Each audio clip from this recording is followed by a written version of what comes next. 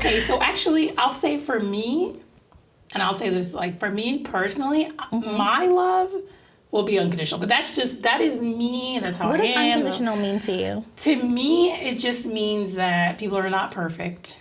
And humans are, they make mistakes. So it means acceptance. It You means accept that person acceptance of your entirely. flaws. Now, as a Christian, I have one red line. And that's the line that the Bible gives me. And that is infidelity. That is adultery. That's the only line you can't cross with me. You cross that line. Well, then you're saying that it's conditioned because there's a condition because it's not unconditional. But that condition came from the Bible. That was like something that still there's a condition. All right, I'll accept it. So I'll be like, my love is unconditional unless you commit adultery. I feel like you should say my love is it's deep. What is the word? What is the word that says deep? Like as in entirely. I love you in totality. Okay. I love you entirely with all of my heart, with everything within me. Right. But I don't think that you mean it's unconditional because you just said if he cheated, you're gone. Bye-bye. Yeah. Bye-bye, boo-boo. I'm out. For me, that's different though. I would accept cheating. Oh, goodness. I mean, hey. I have done it. Like my husband has done. Yeah. He had multiple affairs. That was not the reason I left. I can't, yeah. Because I think people cheat for different reasons. There was some parts I couldn't fulfill, and I was not willing to go crazy trying to do it. Yeah, again, whole nother podcast. And that's the whole thing about acceptance, right? Because you Why should have accepted that. We should talk about that. Like relational differences of Christian well, women? no, I think we should talk about whether or not you would take someone back if they had been Well, then why would you unfaithful. marry them if you're not going to take them back? Because marriage is supposed to be forever. So Yeah, but you don't expect that the person's going to do it. Honey, everybody does it. How are you going to know you're not going to know? Okay, so look at the two different mind frames here. So you think that everybody's going to do it regardless. Of course. Oh, it might not be that is the sexual, but it saddest might thing be ever. emotional. But it's the truth. He's going to cheat. He's going to tell secrets to his friends. That's cheating. It's like So putting there's information absolutely outside. no hope whatsoever of a person who doesn't do it. That's so sad. That's like the saddest I feel thing like ever. men who are in love and it's new and it's budding, they're like, I'm faithful. No, it should be just because you're a faithful person. Okay, but after a while, he's comfortable. He doesn't want to be faithful anymore. But that's not okay. Am I right? Does anybody agree with me? Because I'm sure there are probably a lot of people that agree with you, but I think it's there's a science behind it. We all want adventure. Well, I want one. So I think it depends on what the cheating is, right? Like if it's a frivolous little fling, or if it's a relational affair. Like if he has a whole lot of family or something. Either one. Oh wow! I think I would not mind the relational fling, but like if it's an affair, yeah, like the passion crime, I wouldn't mind that. No. Mm-mm. But if it's like a whole other family, yeah, baby, that's not gonna work for me. Both of them, I'm saying no, and I have to believe that there's like some person out there that agrees with me. Oh, everybody agrees with you. You think? Yeah, I do. Because I think there's a You're lot the of people that healthy agree. way. I'm just the modern understanding You're way. You said the I'm damage gonna be real. I'm gonna be real. but it's true. There's probably a bunch of people who have that thinking that it's, it's just unrealistic. You know what the problem is too? Whatever, like this system, like the world that we live in, doesn't help, with the imperfection and how humans have to be constantly provoked and enticed by sexuality. You know what I mean? So it's not even like they're working with something that's in their favor. It's like it's constant. Which is so weird because if it's something is so like common, why is it so difficult? Yeah, because I mean, you have an iPhone, I have an iPhone. I really don't care about your iPhone.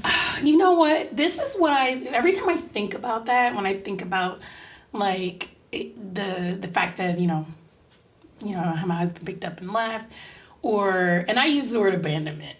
He abandoned me. I'm still, I got it too. But I think that every time I think about that, and every time I think about like this whole like infidelity thing, and I think about Genesis 3:16, which is the woman would long for her husband, and I promise you that got me through. After the divorce, it got me through because I kept reading that. I'm like, well, this is one of our punishments, right? So it's like the childbirth was one. The second one was... I think if you accept it is. No, the thing is, Sorry, if you think about it and then you read that sentence is the woman would long for a husband. What happens when he's not picking up his phone and the phone is shut off and you can't find him? That's longing for your husband. What happens when he abandoned you and ran off to another woman? Because they call us needy and clingy and all that. Thank you. That's not. It's just literally Genesis 3:16. Put that somewhere, write it on your mirror. Genesis 3:16 is the basis for all that we're going through. And I like that you said that because it also shows compatibility because and evenly yoked because we all have different needs. Like for me, I thrive in long distance relationships. As you're aware, my husband's always traveling. My boyfriend before that was never really around. The other one had business, so he wasn't there. I need space. Oh, yeah. So I take my people in doses. This is why we're here. This is why we're sitting here. I need to be around. I can't do that. I'm all in your face. I like my husband to leave. I'd be like, please, and I know people like that. I know people like that. I'm like, take 3 weeks. No, I need to be like. See why I need to do the cheating thing? I'm right under you. Because if it is he had to deal with me like that, it wouldn't work. He had to have space. No, I need like touching. I need like a constant like human touch. I need a hug. I need some cuddling. Maybe it's because you have both parents and I don't. Ooh. It could be that. Because I grew up in a broken home. Another podcast. I've got to write that down. So So maybe that's why you're how does your past affect your marriage? Yeah. Like that? We got to do that. Because I need space. Like I would love you. I have a lot of but friends I need like space. Yeah. And I'm not doing anything like right. Yeah. I just need time want to myself. That separate. Yeah. Because I've dated myself. Yeah. And people would be like, "Why are you going out alone?" I'm like, "Do you know how good it feels?" Yeah. To go out alone. A lot, though. Yeah. Get dressed up. Sit at the restaurant. Alone. Walk in the park alone. Sleep in a park. You know I sleep in the park alone.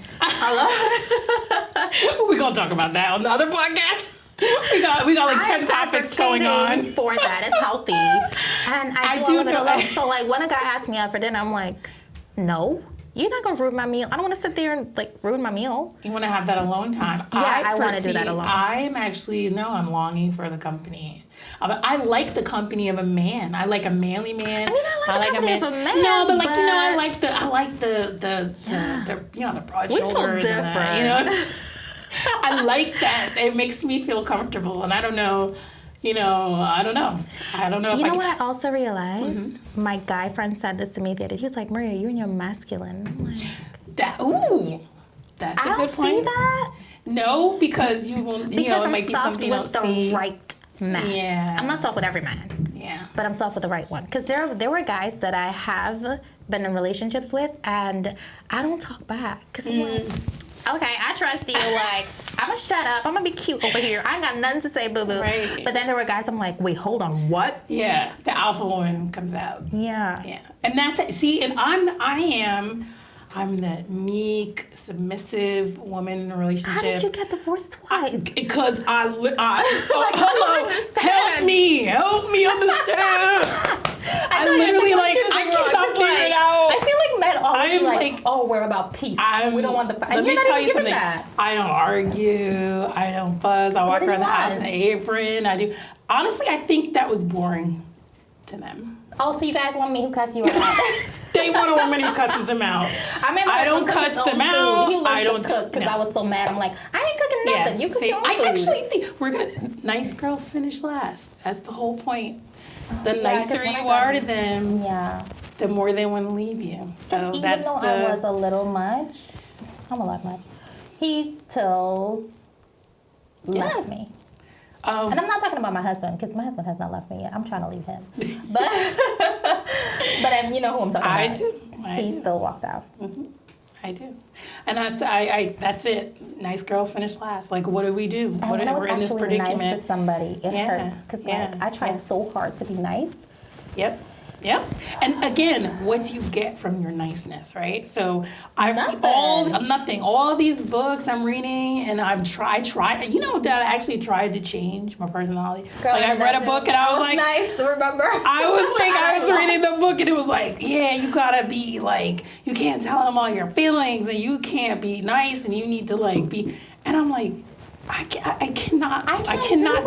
I just need to tell them all my feelings. I just and this is something that I learned. We don't know what intimacy is. Because I thought I knew what intimacy was, I started reading this book about the 7 level intimacy. We don't know what intimacy is. Yeah, I believe that. I believe that. So, okay, I'm loving this because I feel like we've tapped into the name of the podcast, Nice Girls Finish Last. Like, why do we, and you just said to me, like, why are you divorced? Do you know, I have like literally asked myself over and over again, I'm like, what did I do? But are you ready to What did get I back do? out there? And that's the thing. It's like, why do I automatically blame myself when I know that I was a loving, caring, kind wife who was faithful and loyal? Just to the wrong guy. Choose differently next Boom. time. There you go. Boom. There you go. I just have to hope that there is. So what would you do differently? Please don't tell me you're gonna be nice. I was gonna say, I think that I'm gonna stay because I'm old. I'm 45. I can't change who I am. So I'm gonna stay nice. Old dogs can't learn new things. Because look. Imagine me trying to be mean. No, I'm not doing those dishes. Like, it's just, like, Don't say anything. Just leave it right there. Go outside. I don't know how to be mean to the person that I love. While you having this, you just call me. I'm gonna grab you. I mean, I'm not trying to say that, like, you never have an argument or you never disagree, because that would be, like, crazy. But it's just that, like, I don't have that angry, aggressive side where... I'm aggressive. I'm not physically abusive or anything like that. But I am aggressive. In every way. Like, in a nice way. I can't. And in the All bad right, way. and so I'm...